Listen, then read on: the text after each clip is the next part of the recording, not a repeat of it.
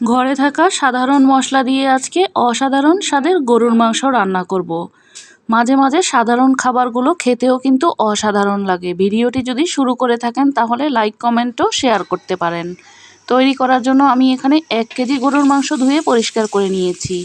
এবার চুলায় প্যান বসিয়ে তেল দিয়ে দেব আধা কাপ পেঁয়াজ কুচি। এবার দিয়ে দেব স্বাদ মতো লবণ, দিয়ে দেব 5-6টি এলাচ, 5-6টি লং আর 4-5 টুকরা দারচিনি, 2টি তেজপাতা। মশলাগুলোকে এবার ভেজে নেব যেন সুন্দর একটা ফ্লেভার বের হয়।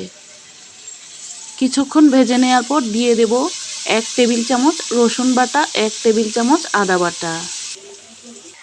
আদা রসুনটাকে কিছুক্ষণ ভেজে নেওয়া হয়ে গেলে দিয়ে দেব 1 চা চামচ হলুদের গুঁড়া, 1 চা চামচ জিরার গুঁড়া, 1 চা চামচ ধনিয়ার গুঁড়া। দিয়ে দেব উঁচু উঁচু করে 1.5 চা চামচ লাল মরিচের গুঁড়া। ঝালটা কিন্তু যার যার পছন্দ অনুযায়ী নেবেন। মশলাগুলোকে কষিয়ে নেওয়ার জন্য দিয়ে দেব সামান্য একটু পানি। এবার মশলাগুলোকে খুব ভালোভাবে কষিয়ে নেব। দিয়ে দেব আধা চা চামচ গরম মশলার গুঁড়া। এবার সবগুলো মশলা একসাথে কষিয়ে নিচ্ছি। মশলার গা থেকে যখন তেলটা ছেড়ে আসবে তখন দিয়ে দেব ধুয়ে রাখা গরুর মাংসগুলোকে। এবার নাড়াচাড়া দিয়ে মশলার সাথে মিশিয়ে নিয়ে ঢাকনা দিয়ে ঢেকে 5 মিনিটের মতো রান্না করে নেব। চুলার আঁচটা কিন্তু মাঝারি হিটে করে আমি 5 মিনিট রান্না করেছি। এতে করে মাংসের গা থেকে কিন্তু পানিটা বের হয়ে আসবে। দিয়ে দেব কয়েকটি কাঁচামরিচের ফালি। কাঁচামরিচ দিলে কিন্তু গরুর মাংসের স্বাদটাই বেড়ে যায়। এখন নাড়াচাড়া দিয়ে মিশিয়ে দিচ্ছি। এবার খুব ভালোভাবে কষিয়ে নেব।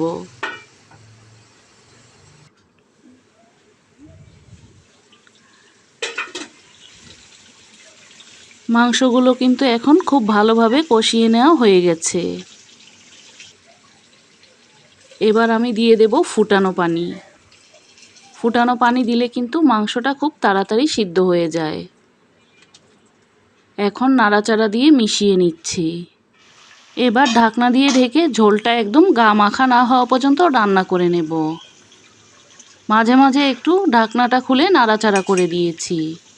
এখন কিন্তু ঝোলটা অনেকটাই কমে এসেছে। আমি দিয়ে দেব 1 চা চামচ ভাজা জিরার গুঁড়া। ভাজা জিরার গুঁড়াটা দিলে কিন্তু মাংসের স্বাদটাই বেড়ে যায়। এবার নাড়াচাড়া দিয়ে মিশিয়ে দিচ্ছি।